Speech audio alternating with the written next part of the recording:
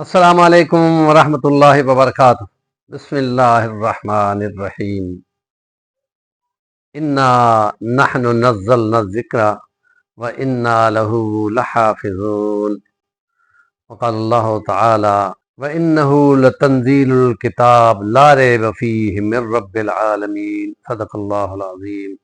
سیرت نبوی صلی اللہ علیہ وسلم اور الہامی کتب کا تذکرہ ہمارا جاری ہے۔ اس میں قرآن مجید اللہ پاک کی آخری کتاب جو انبیاء پر 315 کتابوں کے سب سے آخر پہ خدا نے بھیجی، باقی کسی کتاب کی حفاظت کا ذمہ نہیں لیا، کیونکہ ہر کتاب کے بعد ایک دوسری کتاب نے آ کے نئے حالات کے مطابق احکام دینے تھے۔ اب جا کے نبی پاک صلی اللہ علیہ وسلم کو خدا نے ختم نبوت سے نوازا اور یوں فرمایا کہ میرا وقت عصر سے لے کے مغرب کا ہوتا ہے، تھوڑا سا ٹائم، سوا گھنٹہ ہوتا ہے، اور اس کے بعد فرمایا کہ اندھیرا ہے، اس کے بعد قیامت ہے۔ میں آخری ہوں، تم آخری امت ہو، اور میں اس قافلہ انبیاء کے بالقرب عقب میں ہوں، میں عاقب ہوں، میں حاشر ہوں، میں سب کے آخر پہ ہوں، وہ عاقب ہوتا ہے، اور میں حاشر ہوں، میرے بعد حشر نشر ہونا ہے، قیامت قائم ہونی ہے۔ اس لیے اب جو احکام دے دیے فائنل ہیں، ان میں سے کوئی چیز بھی ترمیم کے لیے نہیں ہوگی کہ اس میں سے کچھ لیا جائے یا نکالا جائے۔ جو کچھ بھی ہوا نبی پاک صلی اللہ علیہ وسلم کی سیرت طیبہ بتاتی ہے کہ نبی پاک صلی اللہ علیہ وسلم کی زندگی کے دوران ہی 23 سالہ کے عرصہ میں ہی جو احکام نکالنے تھے، جو احکام دینے تھے، ناسخ و منسوخ کے ادھر ہی احکام آئے، اور کسی اور کتاب کا جس میں بائبل ہے، جس کے بارے میں انسائکلوپیڈیا برٹانیکا کی کتنی غلطیوں کی نشاندہی کی ہے، 50,000 کے قریب، اور ہندوؤں کی 4 وید ہیں، ان کو یوں کہا جاتا ہے کہ ان کو الہامی نہ کہو، جنہوں نے ان کو مرتب کیا ہے ان کی کاوشوں پہ پانی پھیرنے کے مترادف ہے۔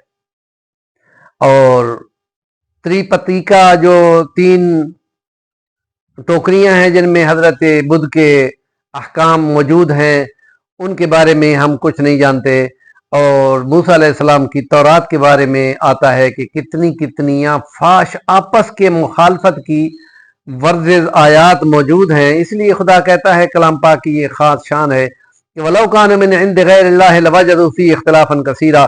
اگر یہ خدا کے علاوہ کسی اور کا کلام ہوتا تو تم اس کو بہت زیادہ آپس میں اختلاف کرتے ہوئے پاتے۔ کی نشاندہی خود خدا کے کلام نے آ کر کی ہے۔ قرآن مجید مہیمن ہے۔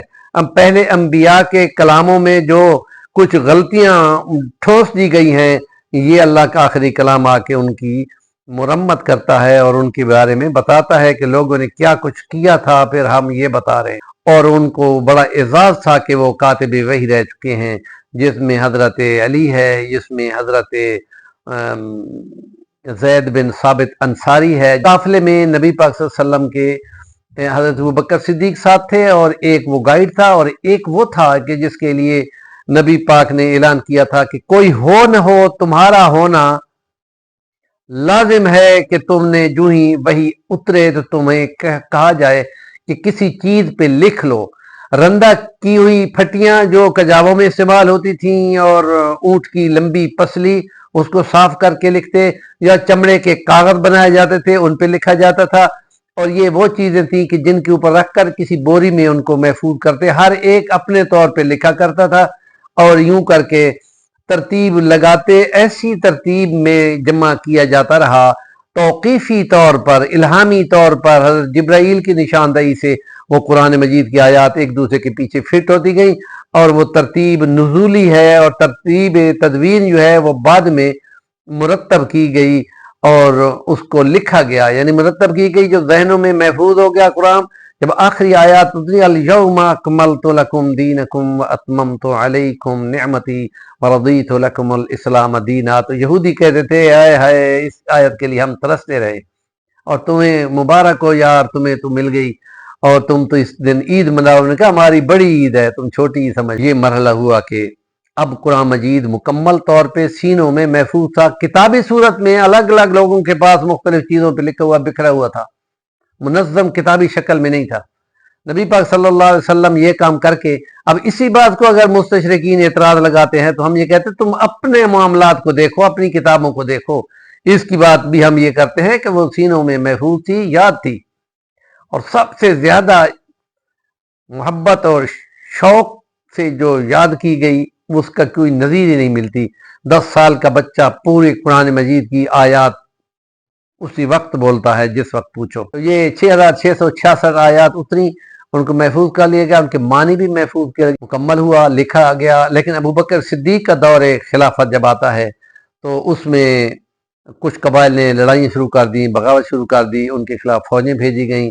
تو یمامہ کی جنگ جو ہے وہ مسیلمہ کذاب نے پہلے دن سے اعلان کیا تھا کہ اے محمد اب تم نبی ہو، تمہارے بعد میں نبی ہوں گا، اور اس کو حضور پاک نے منہ بھی نہیں لگایا، بات ہی نہیں کی، ایسے ہی بولتا بولتا چلا گیا. اب جب جو ہی نبی پاک کی وفات شریفہ ہوئی تو اس نے اعلان کر دیا میں نبی ہوں. اور پھر اس نے باقاعدہ 40,000 کی فوج جمع کر رکھی تھی. جانشین ابوبکر صدیق کو 2 فوجیں بھیجنی پڑی. تو اس دونوں فوجوں کو یہ حکم تھا، مصلحت کیا، دونوں مخالف سمتوں سے آ کے اس سے ٹکرائیں گی.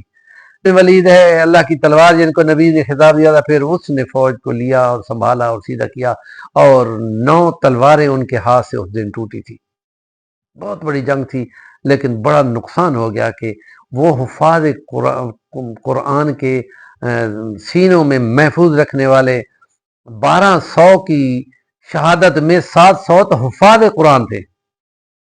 تو عمر فاروق نے خلیفہ وقت کو مشورہ دیا کہ اب اگر یوں ہی حفاظ شہید ہوتے رہے تو قرآن مجید تو ان کے سینوں میں ہے، وہ تو پھر گیا، اس کا کیا کریں؟ پھر لکھ کر چمڑے کے کاغذ بنائیں اور اس کے اوپر سارا لکھیں. اور پھر انہوں نے مشورہ قبول کیا تمام صحابہ کے ساتھ، اور ان کو لکھا. 2 گواہوں کی موجودگی میں زید بن ثابت انصاری نے دوبارہ لکھا ایک صفحہ پہ دوسرا پہ پہلی سورہ فاتحہ اور آخری سورۃ والناس تک لکھ کر ایک کتاب کی صورت بنا دی گئی. اور پھر یہ مکمل کو لکھا ہوا بھی مکمل ہو گیا. اور حضرت عمر فاروق کی بیٹی امہات المومنین سے اماں حفصہ کے پاس یہ محفوظ تھا. پھر اگلے دور میں حضرت عثمان غنی کے دور میں ان سے لیا گیا تھا، اور پھر وہ بھی ہم انشاءاللہ کل بیان کریں گے. آج اس سلسلے کا 5واں جو بیان ہے ولاگ ہے مکمل ہوا. ہمارے چینل صفی الوانی کو سبسکرائب کریں اور کام کی بات پہ کمنٹ ضرور دیا کریں.